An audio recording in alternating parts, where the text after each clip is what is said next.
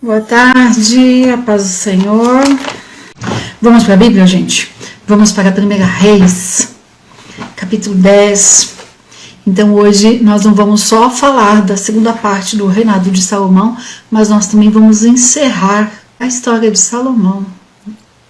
Na leitura de hoje tem a morte de Salomão. Nós começamos aqui em 1 Reis, falando de Salomão, ali a passagem de trono de Davi para Salomão. Viemos então desde o capítulo 1 de Reis até aqui o capítulo 9 falando de Salomão. Basicamente pegou a primeira parte do seu reinado, que foram os primeiros 20 anos. Nesses 20 anos, os primeiros 2-3 anos ali, ele ficou executando ordens do pai Davi, que já tinha morrido, as vinganças, os cuidados também com algumas pessoas, tudo isso a gente viu. No 4º ano ele começa a construção do templo de Salomão, em seguida ali a casa da rainha, o palácio do rei e todas as construções que ele fez. E nós lemos em Eclesiastes ontem, esse final de semana, no capítulo 2, que ele fala que ele fez um plano de obras mesmo, então foram muitas coisas. Quando Salomão encerra a construção do templo da casa de Deus e inaugura, e também conclui a construção da casa da rainha, do palácio do rei, de todas as coisas, Salomão entra ali numa segunda parte do seu reinado, que é uma decadência, um declínio, mas não é um declínio do jeito que o mundo está acostumado, que significa falência, perda de dinheiro, não, um declínio espiritual. Então, nós vimos a Bíblia relatando com muita riqueza de detalhes os primeiros 20 anos da vida de Salomão. Quando entra na segunda etapa, que foi depois que ele encerrou as construções, as edificações, quando ele entra nessa segunda etapa, nós vemos um declínio, mas não é de riqueza, de nada disso, é um declínio espiritual. É como que se ele se acostumasse a ir no templo e oferecer sacrifício 3 vezes por ano. Salomão, diferente de uma família comum, ele não precisava se preocupar com riqueza. As famílias comuns precisavam, além de tudo, do sustento de tudo, elas tinham que ter aquela preocupação com o sacrifício do Senhor, com os holocaustos, precisavam ter o animal, precisavam ter recursos para comprar se não tivessem, criação mesmo em casa. Todo esse cuidado, Salomão nem isso, ele dava uma ordem para separar os animais para o holocausto. Ele dava uma ordem para separar o que era para a casa do Senhor, as coisas eram separadas. Então ele não tinha nem sequer essa preocupação. E isso deixou a vida espiritual dele morna. Esse é o principal motivo de tudo. Porque, veja bem, a pessoa que ela está fervorosa no Senhor, que ela está com a vida no altar, que ela mantém uma vida de oração, para essa pessoa cair em pecado, não é que ela não vai cair, mas é mais difícil. O pecado, ele entra de forma sorrateira, de forma, sabe, assim, bem de leve, em qualquer fraqueza que a gente dá, em qualquer momento de mornidão. É só ficar um pouquinho morno que o pecado entra. E Salomão deixou exatamente isso acontecer, né? Ele já tinha lá no início do seu reinado, lá antes, né, de construir a casa do Senhor, tudo, ele já tinha ali cometido desobediências com Deus. Mesmo assim, Deus não se afastou dele, não tirou a sabedoria, Deus manteve a aliança com Salomão. Porque Deus perdoa, Deus é um Deus que perdoa. Ele quer um relacionamento pessoal com a gente, com o ser humano. Então Salomão pecou? Que momento que ele pecou? Lá, quando ele fez aliança justamente com o Egito, com o rei do Egito, e casou com a filha de Faraó. Foi sutil, ficou ali. E aí depois ele se dedicou à obra do Senhor, se dedicou a fiscalizar a construção, a feitura, né, a fabricação de todos os utensílios da casa de Deus, e ficou. Só que já tinha cometido aquele pecado. E o que aconteceu? Enquanto ele demorou 7 anos para construir a casa de Deus, a casa da filha de Faraó, da rainha dele ali, Ele demorou 13 anos. A casa tinha 4 vezes o tamanho do templo. Uma coisa muito suntuosa. E tudo isso vai mostrando o espaço e a razão e a ligação e o sentimento que ele tinha com esta rainha, com essa esposa dele. Tá errado se dedicar à esposa assim? Não, claro que não. A Bíblia fala que o homem deve viver a vida comum do lar e cuidar da sua esposa. Mas veja, Salomão tinha desobedecido já em casar com alguém de fora do povo de Deus. E aí não só desobedeceu, mas passou o melhor já não era para Deus, o melhor não era para as coisas de Deus, o melhor era para ela. E ela teve uma vida tão abastada e tão diferenciada de todo o povo do seu próprio reino, que ele fez uma casa para ela de forma que ela não precisasse ir para nenhum outro lugar, que ela não fosse na casa de Deus, nada. Ele não pensou em nenhum momento em converter, em tentar, pelo menos a Bíblia não fala sobre isso. Nem Salomão fala sobre isso em lugar nenhum.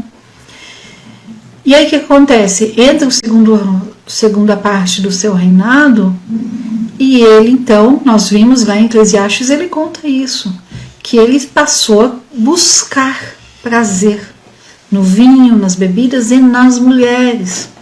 Nós lemos isso ontem, sábado, né? Lá no início de Eclesiastes. Quem não assistiu as lives de sábado e de domingo sobre Eclesiastes, a gente aprende bastante ali da vida de Salomão. E aí ele fala, me gastei, né? Usei meu tempo para estar em festas e buscar o prazer. Estive com muitas mulheres. Depois ele viu que ali ele não encontrava preenchimento para o vazio que ele sentia, daí ele fez o quê? Ele desenvolveu um plano de obras. A gente viu tudo isso. E aí a gente chega aqui no capítulo 10 de Reis, e nós vamos ver o quê? O esplendor e a fama de Salomão. Então nós vamos ver dos versículos 1 ao 13.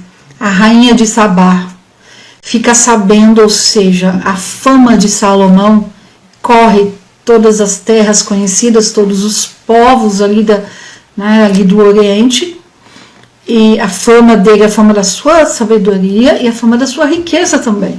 Então não era só sabedoria, era riqueza também. A fama corre, a rainha de Sabá fica sabendo e vem para conhecer Salomão, dos versículos 1 ao 13. E do 14 ao 29, então vai mostrar ali o esplendor da sua riqueza, tudo que ele conquistou, tudo que ele conseguiu. Bom, sobre a rainha de Sabá. Então vamos falar um pouquinho da rainha de Sabá.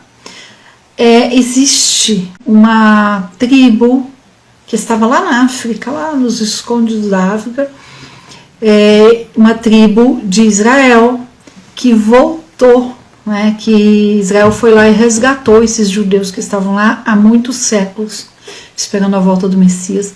O governo de Israel foi lá e trouxe esse povo.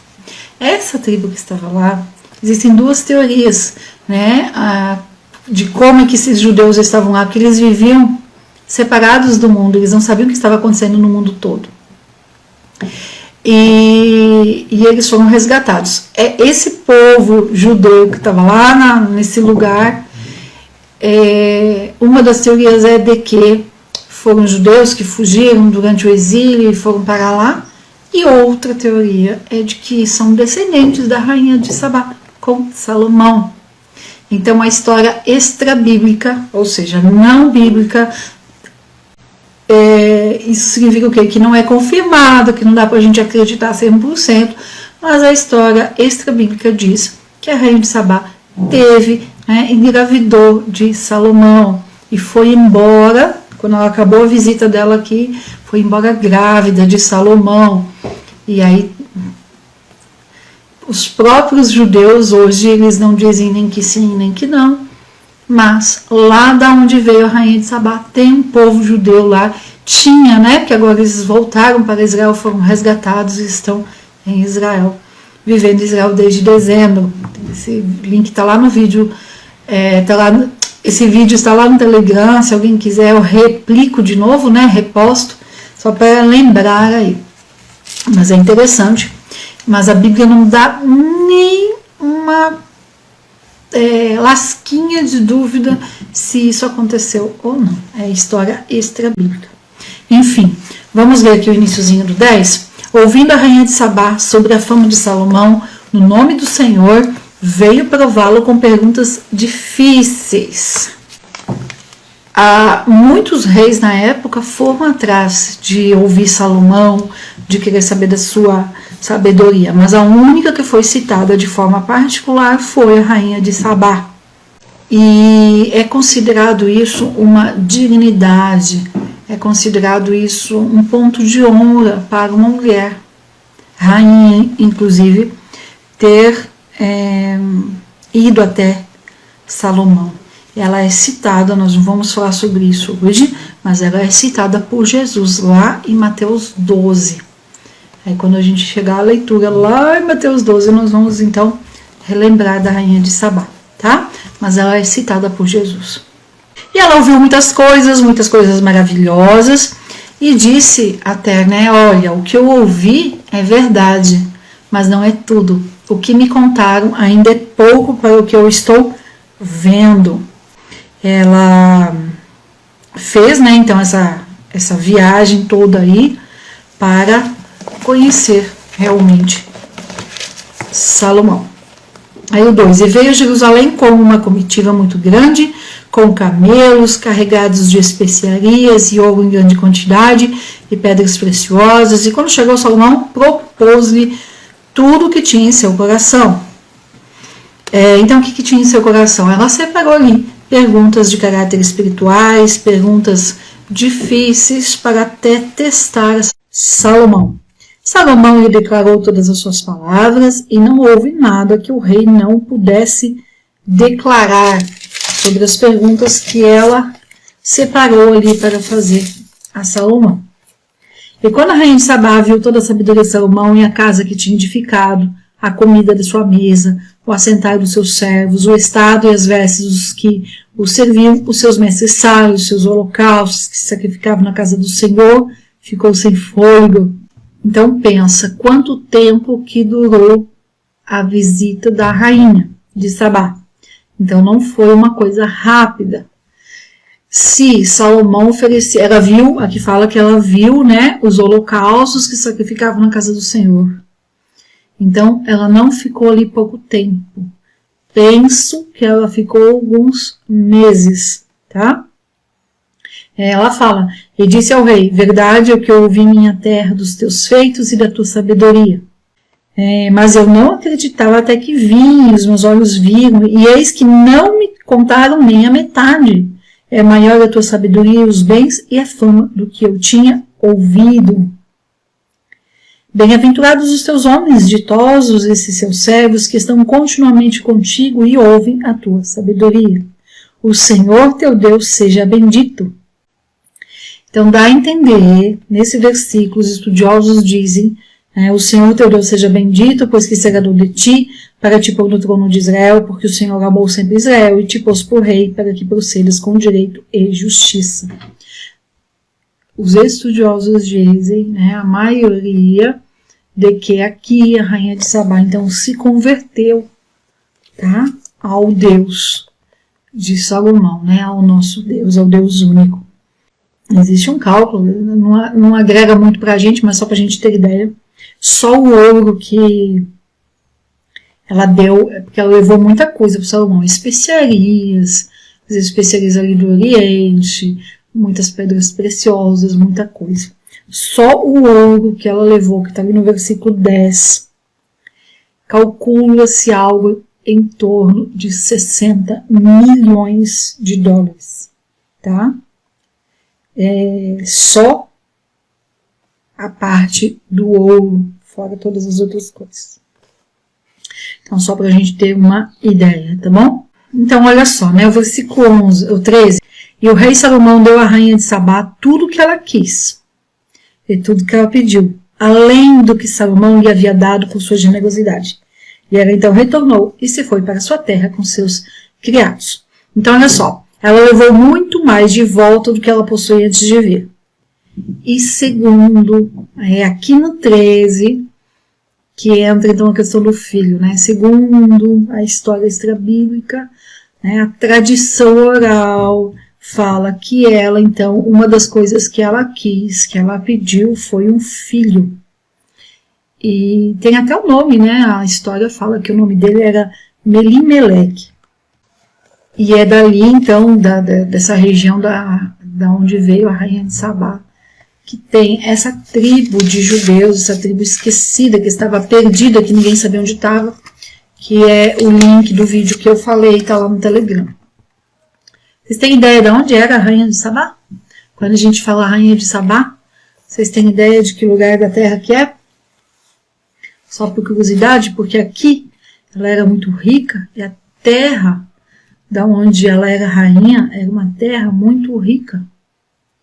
Mas por muitos motivos essa terra entrou numa decadência muito grande e não cabe aqui falar, mesmo porque não é o assunto principal da Bíblia e nem desse texto, mas é mais por curiosidade porque hoje é uma terra que passa fome.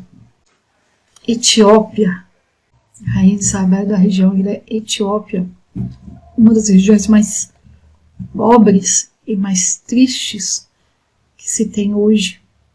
É uma região de fome, uma região muito difícil. Rainha de Sabá, mas hoje não é chamado de Sabá lá, tá bom? É a região ali da Etiópia. Os nomes aí eles mudam um pouquinho, com o passar, alguns lugares mudam de nome, mas enfim, vamos avançando? Vamos para o versículo 14, que é importante a gente entender o que vai acontecer depois com os filhos de Salomão. Olha o 14. E o peso do ouro que Salomão tinha de renda a cada ano era de 666 talentos de ouro, cerca de 350 milhões de dólares, se fosse agora, né? Mas assim, é tudo mais ou menos. Quando eu falo valor, é mais ou menos, né, gente? Porque assim, pode ser que naquele tempo o poder de compra do ouro fosse melhor que hoje, né? Não dá pra gente dizer com certeza que seria tudo isso, tá? Sem contar dos mercadores, da contratação de especiarias e de todos os reis da Arábia e dos principais da terra. Fez também o rei Salomão 200 escudos grandes de ouro batido, empregando 600 ciclos de ouro em cada escudo. Deste modo, fez também 300 escudos de ouro batido, em cada um dos quais gastou 3 libras de ouro, e o rei os pôs na casa do bosque. Fez também o rei um grande trono de marfim, o qual cobriu de ouro puríssimo, e 6 degraus tinha o trono. Vamos ver aqui, versículo 29. E vinha e saía do Egito o carro por 600 peças de prata e o cavalo por 150, e assim os traziam por mão deles para todos os reis dos heteus e para os reis da Síria. Falando bastante aqui, dando detalhes de tudo que Salomão mandava vir de fora, comprava com dinheiro, comprava com o imposto do povo.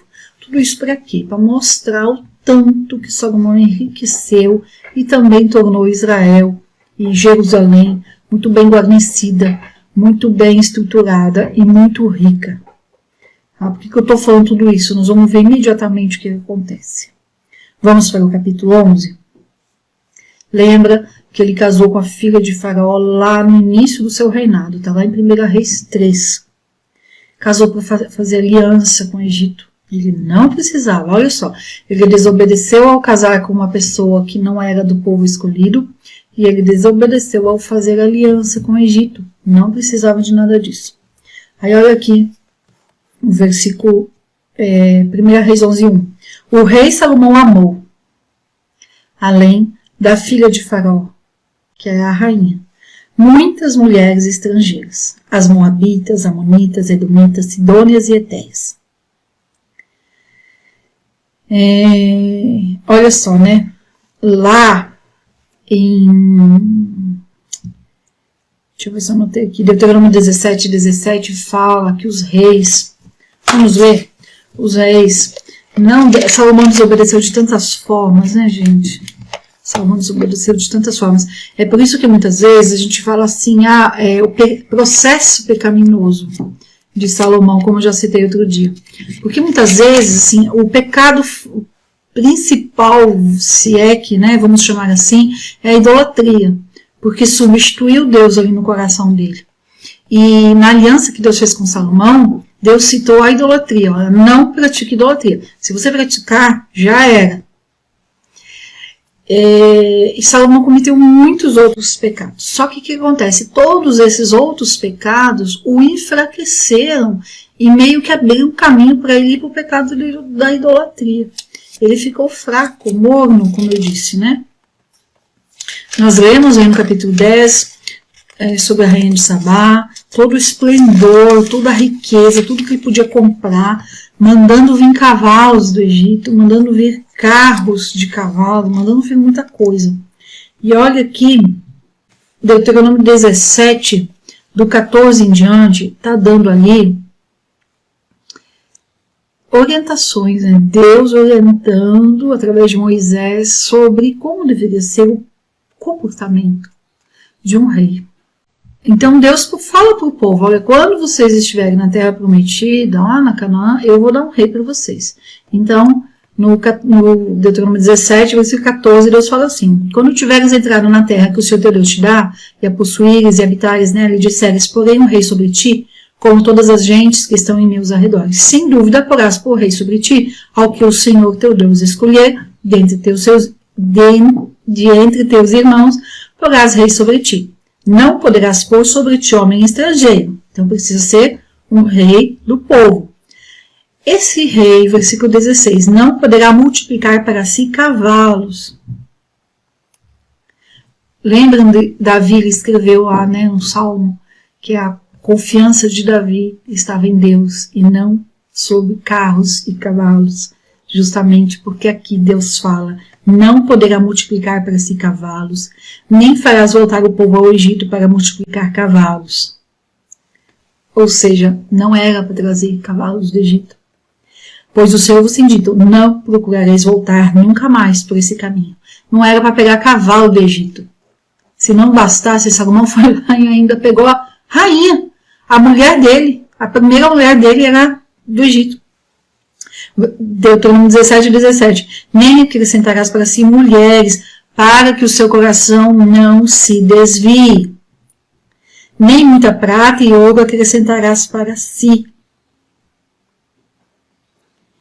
E aí aqui vai até o versículo 20, orientações específicas para o rei de Israel, quando surgisse um rei. Salomão faz tudo errado, né?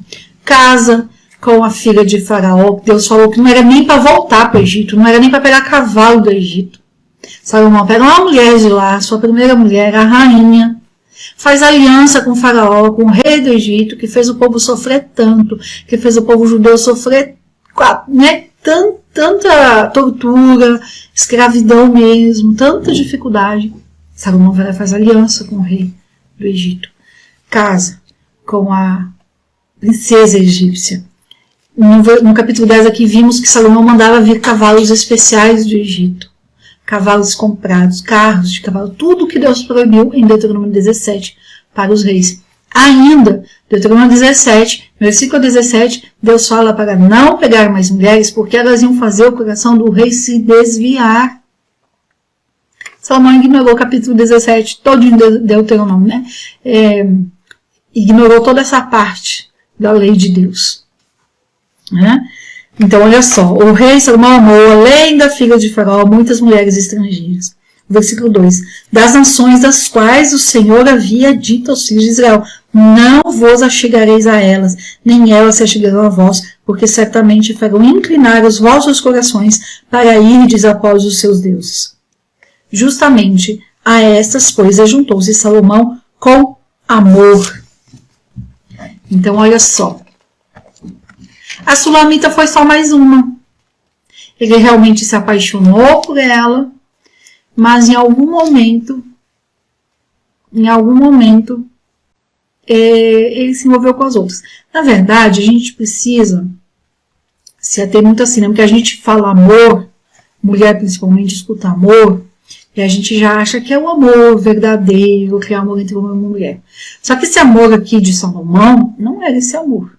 Esse amor aqui está muito ligado ao amor eros, um amor mais carnal. Eu penso, eu não mudei minha opinião de quando eu comentei Cantares, né? A gente já leu Cantares aqui, de que aquele amor de verdade foi a Sulamita. Amor verdadeiro, um amor entre homem e mulher. A de Faraó, né, a filha de Faraó, foi aliança, foi por política, né? E todas as outras, eu penso que foi mais uma paixonite ou um amor ligado ao eros, um amor carnal, paixão, desejo e outras coisas, tá? O versículo 3. E teve 700 mulheres princesas. O que significa 700 mulheres princesas? São as esposas oficiais, tá? E 300 concubinas. E as suas mulheres lhe desviaram o coração. Claro, Deus tinha falado para não fazer. Lá em Deuteronômio 17, Deus fala para não pegar, porque as mulheres iam fazer sim o coração do rei se desviar. E aí a gente vê assim, né? Salomão recebeu sabedoria de Deus. É aquilo que eu tenho falado quando a gente lê Provérbios. Inclusive amanhã nós vamos terminar o livro de Provérbios. Vamos ler capítulo 30 e 31. Mas olha só, né? É o que eu sempre falo de Provérbios. Não adianta a gente ler, não adianta receber de Deus orientação, não adianta o Espírito Santo vir e dar entendimento. Se eu, depois de terminar de ler, depois de terminar de orar, levanto e não mudo nada no meu estilo de vida, de nada serve. Salomão recebeu toda essa sabedoria de Deus.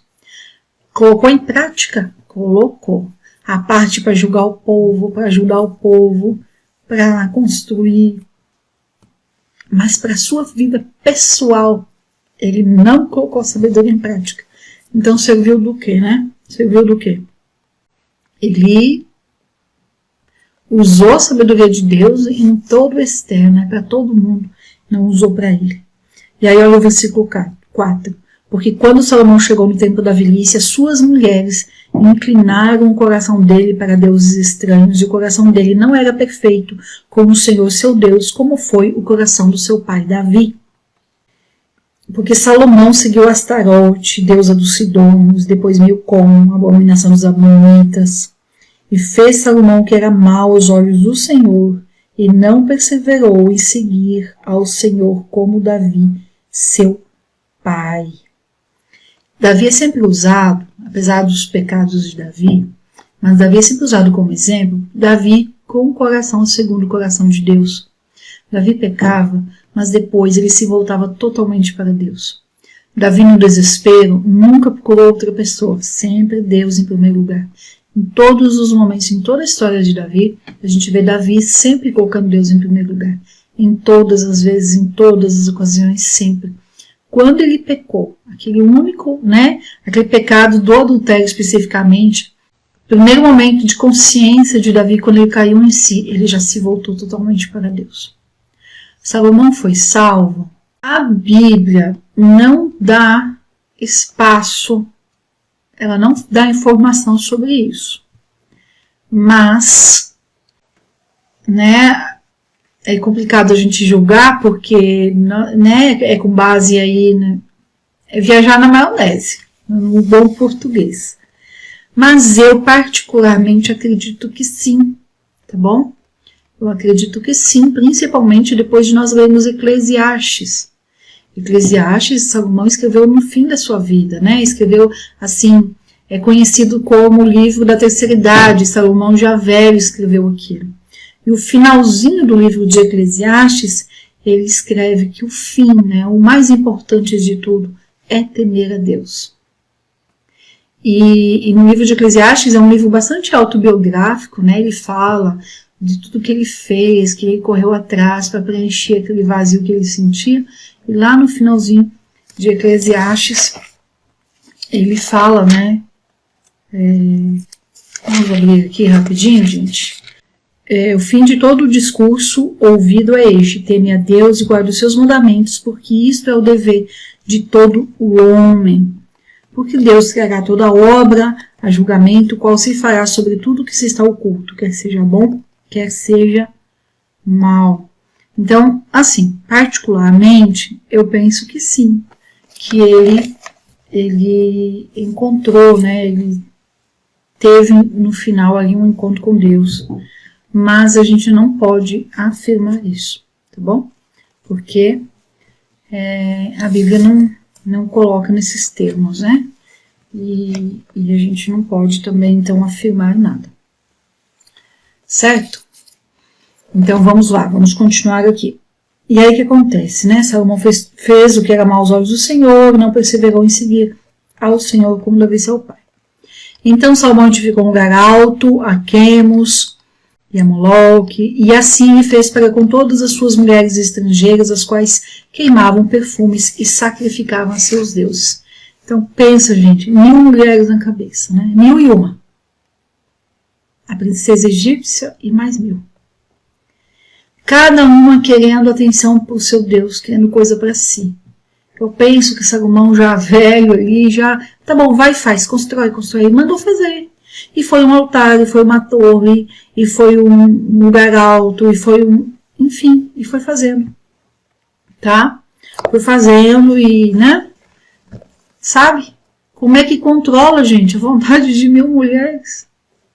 E aí a gente lembra lá de Provérbios 14:1. A mulher sábia edifica sua casa.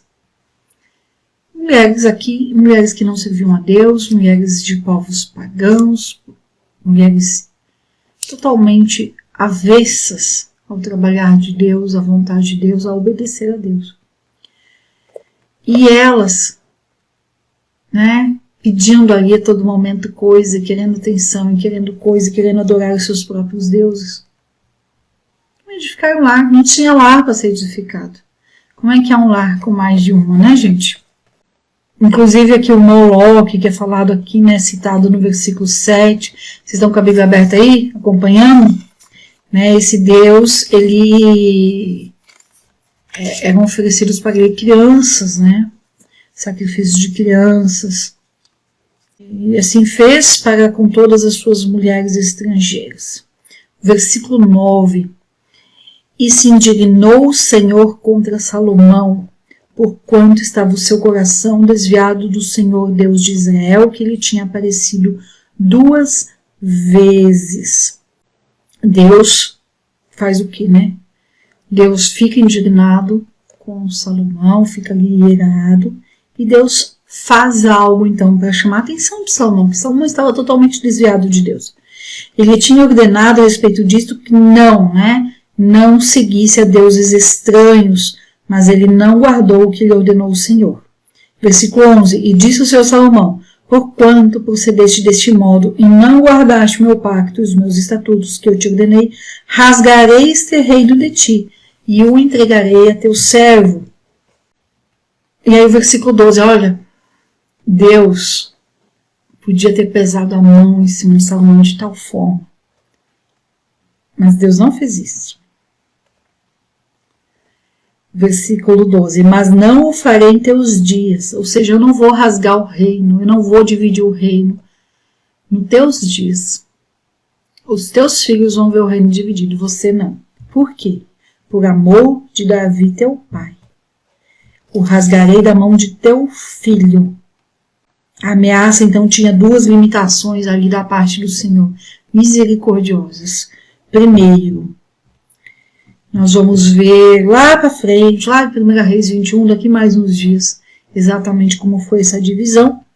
E o transtorno, ele seria só parcial. Versículo 13.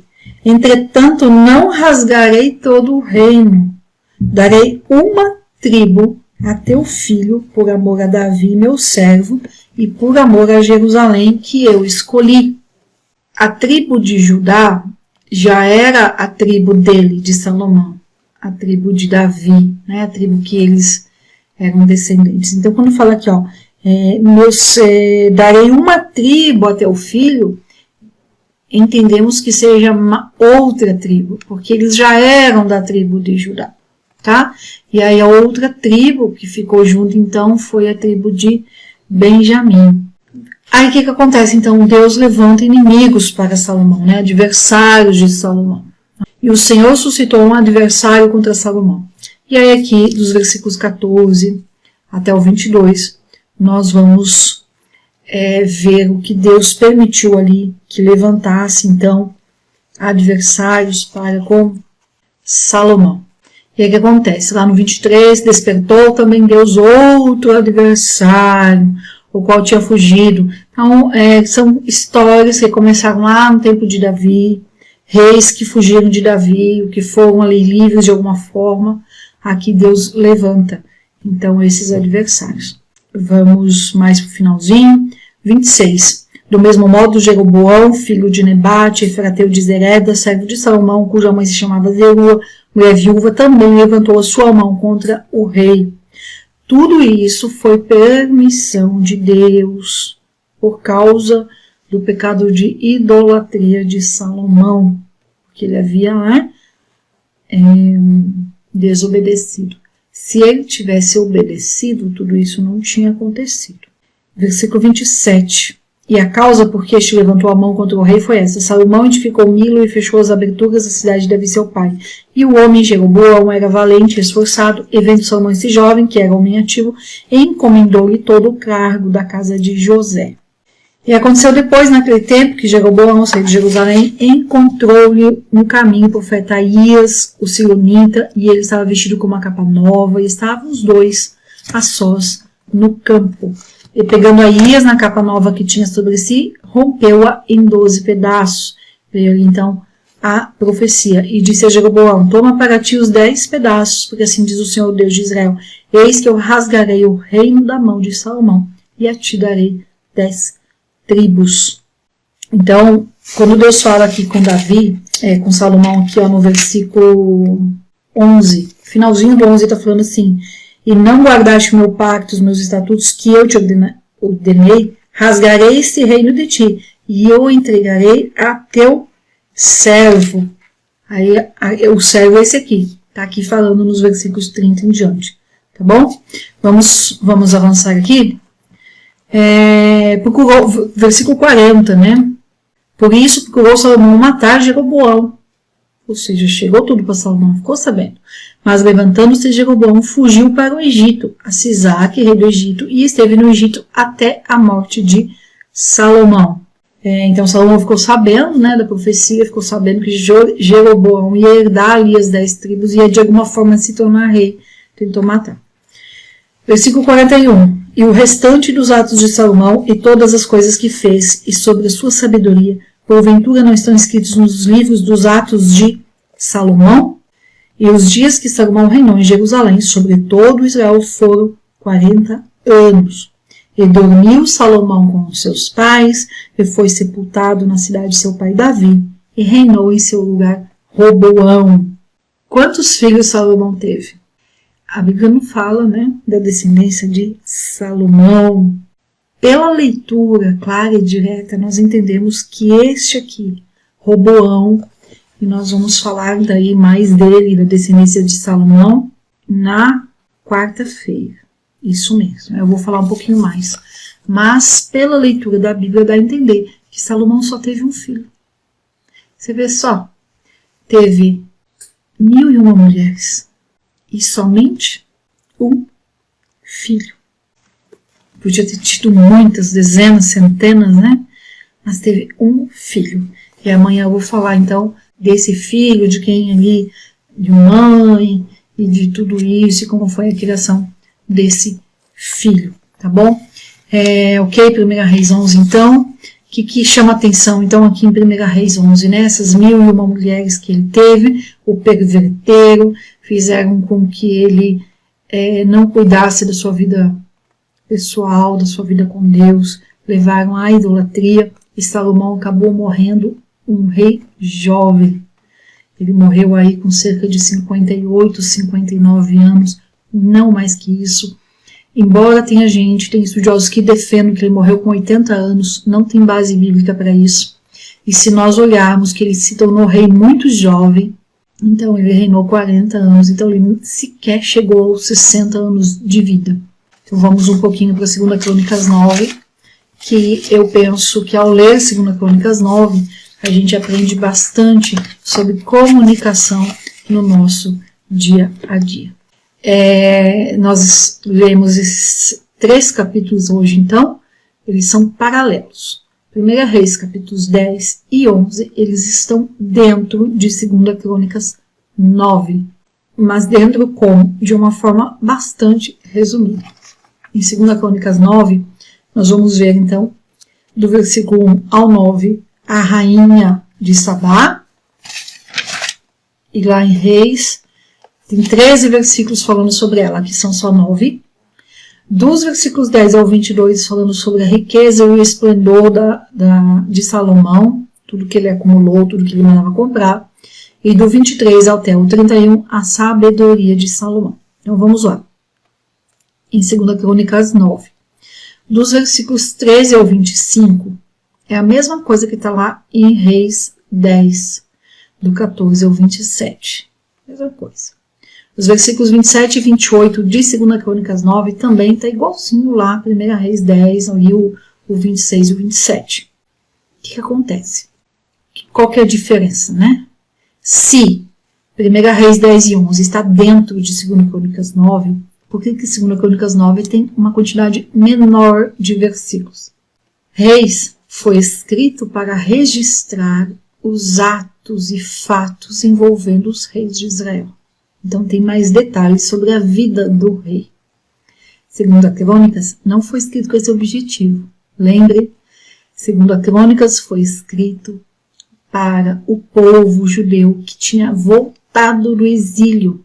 Esse povo voltou do exílio e chegou em Jerusalém, encontrou o templo destruído, a cidade em ruínas, os muros destruídos, tudo destruído. Eles precisavam de ânimo para reconstruir. Eles precisavam de motivação para reconstruir.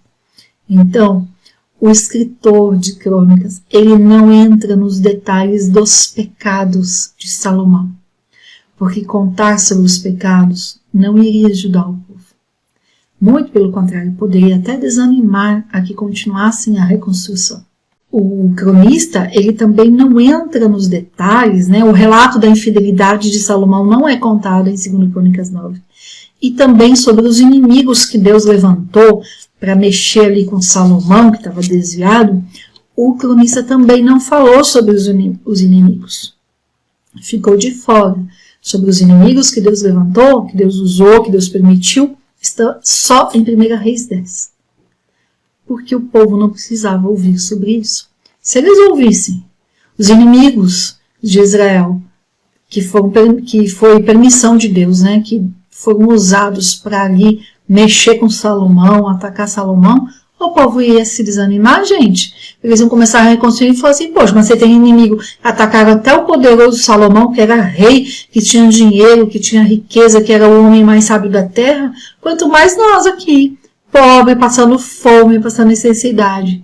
Então isso ia desanimar o povo. Então o cronista, inspirado pelo Espírito Santo, não contou essa parte para o povo. E que aprendizado que a gente tem? Nós precisamos não falar o que queremos falar, mas olhar para quem está ouvindo e cuidar. Não mentir, porque é pecado. Mas algumas vezes nós não precisamos contar a história com todos os detalhes possíveis. Nós precisamos aprender com a Bíblia a contar ou a ver a história aquilo que é importante para a fase em que se está. Se hoje eu estou desanimada, eu não vou ler essa parte aqui que desanima. Eu vou ler uma parte onde Deus deu vitória, onde Deus ajudou. Por quê? Para que eu fique animada, respire e continue a caminhada. E aí, é essa comunicação que nós precisamos aprender com os escritores da Bíblia. O que passar, o que contar. Então nós precisamos orar e pedir sabedoria a Deus que nos ensine a nos comunicar melhor. Que a nossa comunicação, que aquilo que saia da nossa boca, seja bênção para quem está ouvindo. Eu posso saber tudo, mas eu não preciso falar sobre tudo. Eu posso até saber como resolver. Isso não significa que eu preciso resolver. Entende? Que tem uma distância, tem uma diferença. Quando nós formos ler os evangelhos, nós vamos ver formas diferentes de ser bênção e contar a mesma coisa, de acordo com o público que está ouvindo, de acordo com quem está ouvindo. Cada filho, para quem tem mais de um filho, tem uma necessidade diferente. E nós precisamos ter sabedoria para atender essa necessidade diferente. Porque Deus faz isso com a gente. Cada dia Ele tem algo especial para nós de acordo com a nossa necessidade. Deus não precisa fazer estoque de misericórdia nem de graça para nós. Porque todo dia Ele dá a medida que cada um precisa para o dia. E nós precisamos aprender e nos conscientizar disso. O principal aprendizado de tudo isso, duas coisas. Cuidar com a nossa comunicação. O que escreveu Reis, os livros de Reis, ele escreveu com o objetivo de registrar os fatos e atos dos reis. Crônicas, ele escreveu para motivar, alegrar e dar esperança para o povo. São posições, versões diferentes, nenhum está omitindo ou mentindo. Não, estão apenas atendendo a algo que o Espírito Santo inspirou para escrever. Então, nós precisamos aprender essa comunicação. E é o segundo ponto, e aí sim é o que se destaca em toda essa história de Salomão, é cuidar com as pequenas coisas. Os detalhes fazem diferença, sim. Salomão, lá no início da sua vida, fez uma aliança com quem não era para fazer, casou com quem não era para casar. Mas, se ele tivesse permanecido só ali na princesa egípcia, possivelmente não teria acontecido o que aconteceu depois. Por quê? Porque ali ele construiu a casa de Deus, ele se dedicou, ele adorou a Deus, ele ofereceu holocaustos. E Deus se alegrou, Deus aprovou o trabalho de Salomão. Lembra quando ele colocou lá, ele entrou com a arca na casa de Deus, a glória de Deus encheu a casa. Foi tão forte que os sacerdotes não aguentaram em pé e todo mundo ficou de joelhos dobrados. Ou seja, se Salomão tivesse permanecido dessa forma, não teria acontecido sua ruína. Mas depois que construiu tudo, ele falou, já fiz bastante para Deus, então agora deixa eu aproveitar um pouquinho. Não se ateve aos detalhes. Passou a oferecer holocaustos para Deus 3 vezes por ano. E o fato de ter entrado numa rotina ajudou que ele ficasse morno. Ficou morno ali. Não se ateve a que o coração precisa estar fervoroso. E tudo isso o deixou vulnerável para o pecado. Pecado de tantas formas, né? Trouxe cavalos do Egito, que Deus tinha falado lá em Deuteronômio 17 que não era para trazer. Arrumou um tanto de mulher, que também não era para ter acontecido isso. Tantas coisas. E tudo isso levou à sua fraqueza espiritual e ele passou a adorar outros deuses. Certamente ficou pensando que ele pode até não ter sido ativo no sentido de acordar de manhã e falar, hoje eu vou adorar tal Deus. Mas uma mulher chama, né? A mulher sabe como chamar o marido, sabe como fazer para agradar. Vamos comigo ali, eu vou ali adorar o Moloque. Salomão foi. Vamos ali. Salomão foi e de repente viu que já estava indo mesmo. Estava desviado, estava morno, estava vulnerável. A Bíblia não fala como é que foi esse adorar, essa idolatria de Salomão. Mas certamente foi de pouco em pouco. Como tudo na vida de Salomão, foi do pouquinho para o maior. E assim como é na nossa vida também. A gente não cai em pecado, em grande pecado, vamos dizer assim, né? Não tem essa dimensão de grande e pequeno, os efeitos, né? A profundidade que é diferente. Mas nós não vamos cair em pecado de uma hora para outra. A vulnerabilidade começa no enfraquecimento, no se tornar morno, nas pequenas coisas. E nós precisamos prestar muita atenção nisso e cuidar muito. Ore e peça para Deus desvendar os seus olhos, o Espírito Santo falar ao seu coração, aquilo que pode estar ali, que a gente acha que um pouquinho não faz mal. Peça para Deus mostrar, porque na sua vida pode ser que tenha algo que para mim tem outro efeito. Na minha vida é uma coisa, na sua é outra. Que Deus trabalha no individual. Ele é um Deus de relacionamento pessoal. Então peça para Ele falar com você, falar ao seu coração e desvendar seus olhos. Mostrar, para que não venha acontecer conosco o que aconteceu com Salomão, de cair em pecado, 20 anos depois, ter uma ruína tão grande, e ver e ouvir Deus falar, o seu reino vai se dividir, e o seu filho vai ficar com um pedacinho só, e o seu servo vai ficar com a maior parte, por causa do seu pecado. Que nós não venhamos nunca a ouvir esse tipo de repreensão de Deus. Que nós possamos realmente ter a nossa vida no altar. Lembrando daquilo que eu sempre falo. Vai ser no piscar de olhos. Posso estar falando aqui, piscar o olho e abrir no céu. A gente não sabe quando vai ser o último momento nosso aqui na terra. Nós precisamos, diferente de Salomão, nós precisamos ter um coração fervoroso diante do Senhor, vivendo a cada dia aqui para Deus como se fosse o nosso último dia, mas trabalhando e servindo a nossa família, a nossa comunidade, como se nunca fôssemos partir dessa terra. Esse equilíbrio, esse cuidado, nós só temos como viver assim, se nós estivermos diante de Deus todo o tempo, com esse coração fervoroso. Amém? Eu agradeço a companhia de vocês, que Deus recompense, abençoe, derrame da graça e da misericórdia dele sobre a vida de vocês, sobre a família. Deus abençoe, gente. Até amanhã. Fiquem com Deus.